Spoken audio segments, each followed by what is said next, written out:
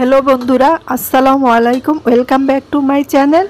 आज के निये आसलाम माছের রাজা ইলিশ মাছের ইলিশ পোলাওয়ের রেসিপি নিয়ে। ইলিশ এমন একটা মাছ, এই মাছটা যেভাবেই রান্না করা হোক না কেন খেতে কিন্তু দারুণ মজার।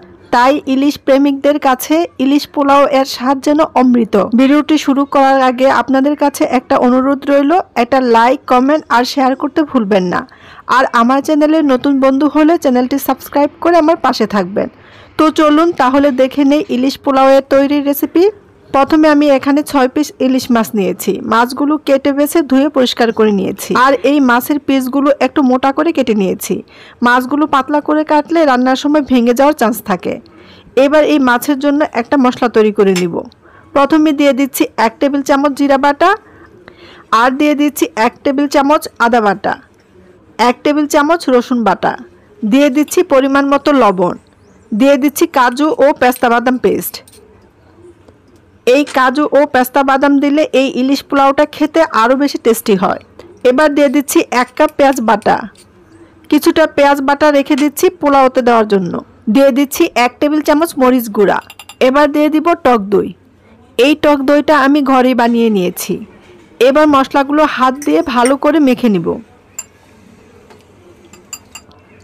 আমার মতো যে কোনো মশলা হাত দিয়ে মাখলে সব থেকে ভালো হয়, সেজন্য আমি সবসময় চেষ্টা করি মশলা হাত দিয়ে মাখানোর জন্য। মশলাগুলো মাখানো হয়ে গেছে। এবার মশলার মধ্যে ইলিশ মাছের পিসগুলো দিয়ে নিচ্ছি। মাছগুলো দিয়ে মশলার সাথে খুব ভালো করে মেখে নিব। মাছগুলো মাখানো হয়ে গেছে। এবার একটা ঢাকনা দিয়ে ঢেকে আধা ঘন্টার জন্য রেস্টে রেখে দিব। এতে করে মাছের ভিতরে মশলাটা ভালো করে ঢুকে যাবে।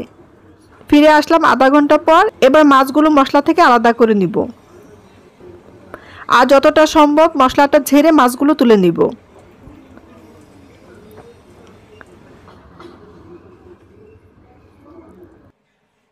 এবার আমি পেঁয়াজ বেরেস্তাটা করে নিব। এর জন্য চুলায় একটা প্যান বসিয়ে দিয়ে দিচ্ছি পরিমাণ মতো রান্নার সাদা তেল। তেলটা একটু গরম হয়ে এলে এর মধ্যে দিয়ে দিচ্ছি 1 কাপ পেঁয়াজ কুচি। পেঁয়াজটা দিয়ে এভাবে অনবরত নেড়েচেড়ে যেতে হবে, তা না হলে একদিকে হয়ে যাবে আর অন্যদিকে কাঁচাই থেকে যাবে। তাই অনবরত নেড়েচেড়ে এই পেঁয়াজের বেরেস্তাটা করে নিতে হবে। পেঁয়াজ বেরেস্তা কিন্তু ডুবো তেলে করতে হয়, অল্প তেলে করলে কিন্তু পেঁয়াজ বেরেস্তাটা খুব বেশি ভালো হবে না। অনবরত নাড়তে নাড়তে আমার পেঁয়াজ বেরেস্তাটা অলমোস্ট হয়ে গেছে। এবার এই পেঁয়াজ বেরেস্তাটা তেল ঝরিয়ে তুলে নিব। এর থেকে বেশি ভাজতে গেলে কিন্তু এই পেঁয়াজ বেরেস্তাটা কালো হয়ে যাবে।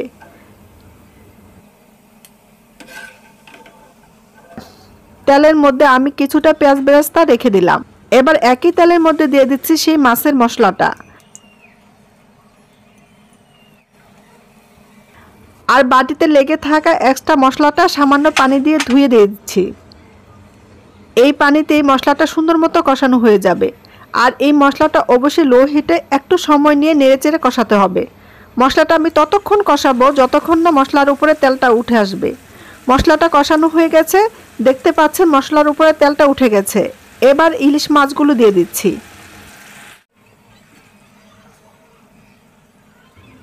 মাছগুলো দিয়ে সামান্য পানি দিয়ে দিব। আর এই পানিতেই কিন্তু মাছটা রান্না হয়ে যাবে। এবার একটা ঢাকনা দিয়ে ঢেকে 3 থেকে 4 মিনিট রান্না করে নিব। 3-4 মিনিট পর ঢাকনাটা তুলে আলতু হাতে মাছগুলো উল্টে দিব। মাছগুলো উল্টে দিয়ে আবারও 3-4 মিনিট রান্না করে নিব। ইলিশ মাছটা যেহেতু নরম থাকে তাই খুব সাবধানে উল্টে দিতে হবে, তা না হলে ভেঙে যাওয়ার চান্স থাকে।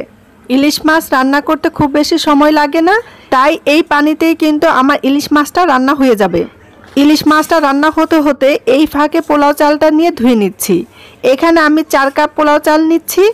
পোলাও চাল রান্নার সময় এই কাপের 8 কাপ পানি দিব, তাহলে পোলাওটা নরম হবে না, পোলাওটা ঝরঝরে হবে। এবার চালটা ধুয়ে পানিটা ঝরিয়ে নিব। এরই মধ্যে ইলিশ মাছটা রান্না হয়ে গেছে। এবার মশলা থেকে মাছের পিসগুলো তুলে নিব। আর এই মশলাটা পোলাও রান্নাতে ব্যবহার করব। এবার পোলাওটা রান্না করে নিব। চুলায় একটা প্যান বসিয়ে দিয়ে দিচ্ছি রান্নার তেল। এখানে আমি অল্প তেল দিয়েছি, কারণ পরে আমি ইলিশ মাছের মশলাটা দিব আর ওই মশলাতে কিন্তু বেশ তেল আছে। তেলটা গরম হয়ে এলে এবার দিয়ে দিচ্ছি 2টা তেজপাতা। তেজপাতাটা মাঝখান দিয়ে টুকরো করে নিয়েছি। দিয়ে দিচ্ছি 2 টুকরো দারচিনি, দিয়ে দিচ্ছি 3টা এলাচ। একটু নেড়ে চেড়ে দিয়ে দিচ্ছি পেঁয়াজ বাটা। এখানে আমি পেঁয়াজ বাটা দিচ্ছি, তবে এখানে আপনারা পেঁয়াজ কুচিও দিতে পারেন। দিয়ে দিচ্ছি 1 টেবিল চামচ কাজু বাদাম বাটা, 1 টেবিল চামচ আদা বাটা, 1 টেবিল চামচ রসুন বাটা। আর দিয়ে দিচ্ছি লবণ। ইলিশ মাছ রান্নার সময় কিন্তু লবণ দিয়েছি, তাই এখানে লবণটা একটু বুঝে দিতে হবে। 1 মিনিট ভেজে নিয়ে দিয়ে দিচ্ছি আগে থেকে ধুয়ে রাখা পোলাওর চালটা। চালগুলো দিয়ে একটু ভেজে নিব।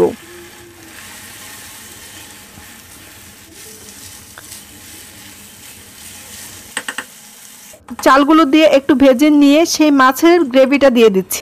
এবার মশলাটা চালের সাথে ভালো করে মিশিয়ে নিয়ে লো হিটে 2 থেকে 3 মিনিট ভেজে নিব।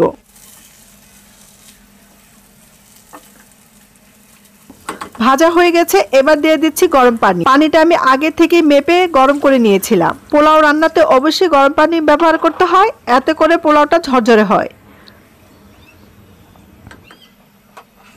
আর দিয়ে দিচ্ছি 1 কাপ লিকুইড দুধ। আপনাদের হাতের নাগালে লিকুইড দুধ না থাকলে এখানে গুঁড়া দুধও ব্যবহার করতে পারেন।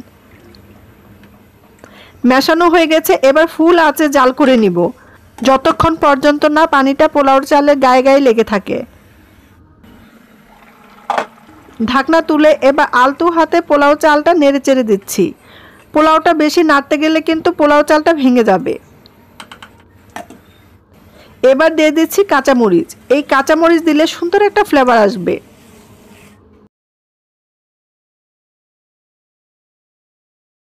আমার পোলাওটা অলমোস্ট হয়ে গেছে, এবার দিয়ে দিচ্ছি কিছু পেঁয়াজ বেরেস্তা। পেঁয়াজ বেরেস্তা দিয়ে দিচ্ছি ইলিশ মাছগুলো। মাছগুলো একটা একটা করে বিছিয়ে দিচ্ছি। আর দিয়ে দিচ্ছি কিছুটা ঘি। মাছগুলো দেওয়া হয়ে গেলে উপরে আবারও কিছুটা পেঁয়াজ বেরেস্তা দিয়ে নিচ্ছি। এবার আমি একটা ঢাকনা দিয়ে ঢেকে লো হিটে 15 থেকে 20 মিনিটের জন্য দমে রেখে দিব। আমি যেহেতু ননস্টিক পাতিলে রান্না করছি, তাই নিচে লেগে যাবে না। তবে আপনারা যদি কোনো পাতলা পাত্রে রান্না করেন তাহলে নিচে লোহার তাওয়া দিয়ে দিবেন, তাহলে আর নিচে লেগে যাবে না। এই তো হয়ে গেল অনেক মজার ইলিশ পোলাও। এই ইলিশ পোলাওটা একবার হলো বাসা ট্রাই করে দেখবেন, তাহলে বুঝবেন এই পোলাওটা কতটা মজার হয়।